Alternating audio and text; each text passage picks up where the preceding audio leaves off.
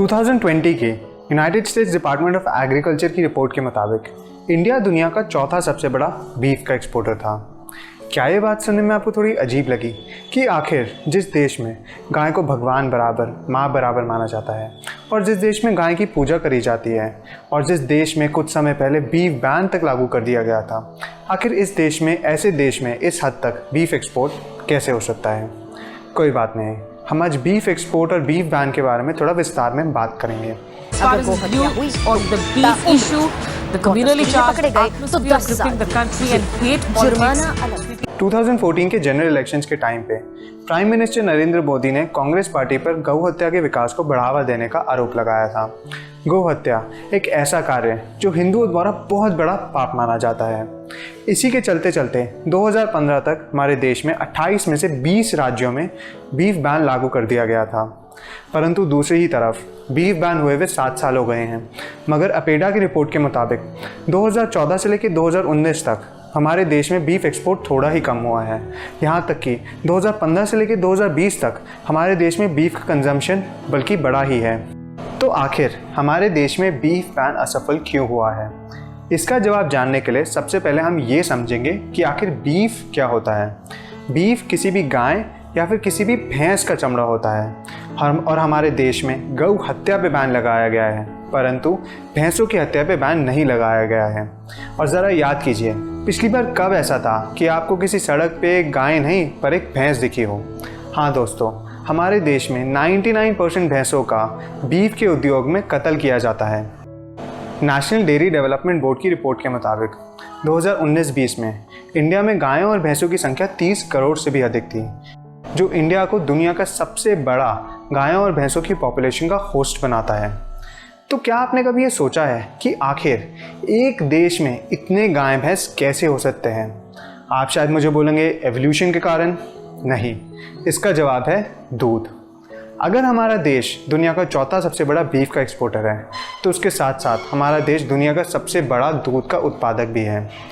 Department of animal husbandry and dairying की report के मुताबिक 2019-20 में इंडिया में करीब 20 करोड़ टन तक का दूध का इस्तेमाल हुआ था। तो आखिर एक देश में इतना ज़्यादा दूध का इस्तेमाल कैसे हो सकता है? इंडिया के 100 करोड़ से भी ज़्यादा लोगों की दूध की कंजम्पशन को पूरा करने के लिए हर साल गाय को कृत्रिम रूप से गर्भवती बनाया जाता है। एक किसान एक रॉड लेता है जिसमें बैल का सीमेन होता है और यह रॉड गाय की योनि में क्रूरतापूर्वक डालता है और गाय को गर्भवती बनाता है। गाय 9 महीने तक गर्भ से रहती है और फिर अपने एक बच्चे को जन्म देती है और फिर गाय दूध देना शुरू करती है और यही दूध ये किसान पैकेट्स में डालकर इंसानों को अपने आर्थिक उद्देश्यों को पूरा करने के लिए बेचता है। डिपार्टमेंट ऑफ एनिमल हस्बेंड्री के मुताबिक पिछले साल करीब 8 करोड़ से भी ज़्यादा बारी कृत्रिम गर्भधान किया गया था। और ज़रा सोचिए, अगर यही चीज़ एक गाय नहीं पर एक महिला के साथ होती है तो हम इसको क्या कहते हैं? रेप, सेक्सुअल मॉलेस्टेशन, बलात्कार। पर जब यही चीज़ एक गाय के साथ होती है, पता है हम इसको क्या कहते हैं? मिल्क शेक्स, पिज्ज़ाज, चीज़ आदि आदि आदि। और ये सब हो जाने के बाद, गाय के 9 महीने तक गर्भवती रहने के बाद एक मादा को अपने बच्चे से दूर कर दिया जाता है। और क्या आपने कभी ये सोचा है कि आखिर बड़े होकर नर बछड़ों का डेयरी के उद्योग में क्या ही उपयोग होता होगा भला? हाँ दोस्तों, नर बछड़ों का बड़े होकर डेयरी के उद्योग में कोई उपयोग होता ही नहीं है। इसी कारणवश अगर गाय हुई तो उस गाय को ऐसे ही या तो सड़क पर छोड़ दिया जाता है या फिर अवैध कत्ल के लिए भेज दिया जाता है। और अगर भैंस हुआ तो उसको कत्ल खाने भेज दिया जाता है। और जब गाय और भैंस 8 से 10 साल की उम्र में दूध देना बंद कर देते हैं, उनके साथ भी यही होता है। तो इस सब का क्या तात्पर्य हुआ? इसका बस यही तात्पर्य हुआ कि जिन गायों और भैंसों को दूध के लिए इस्तेमाल किया जाता है, उन्हीं गायों और भैंसों को या तो बीफ के लिए इस्तेमाल किया जाता है या फिर लेदर के लिए इस्तेमाल किया जाता है या फिर उनको ऐसे ही सड़कों पे छोड़ दिया जाता है, जिसके कारण वो पूरी ज़िंदगी और ज़िंदगी भर ऐसे ही तड़पती रहती हैं।